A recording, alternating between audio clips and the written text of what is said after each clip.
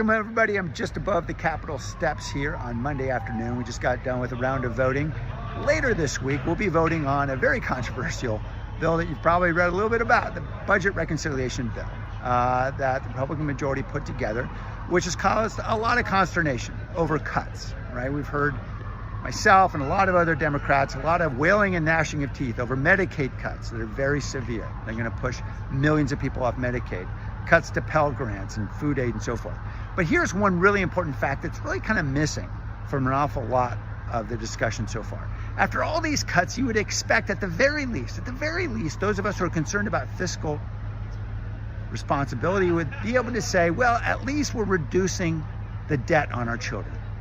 Or maybe if we're not reducing the debt, at least we're reducing the deficit, the rate at which we're accumulating debt. Maybe we're reducing that as a result of all this cutting. And in fact, we're not a single dime. In fact, the current plan from the Republican majority would add $600 billion to the deficit next year.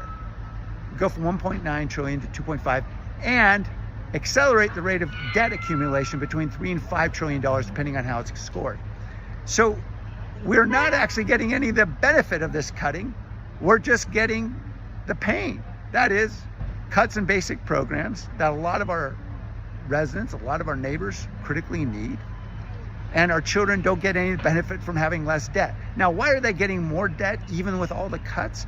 Well, because Donald Trump and the Republican majority have painted themselves into a corner over $5 trillion in tax cuts. Tax cuts that would be wonderful to be able to give folks if we had a way to pay for them. They don't. And so they're coming up with all these interesting ways to cut.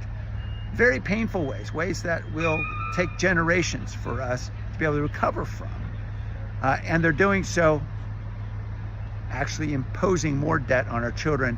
Tax cuts that benefit overwhelmingly very wealthy individuals and large corporations, and we know who's taking the brunt of it. Not only do we know who's taking the brunt of it in terms of the cuts, our children are going to be paying for these tax cuts for many years to come.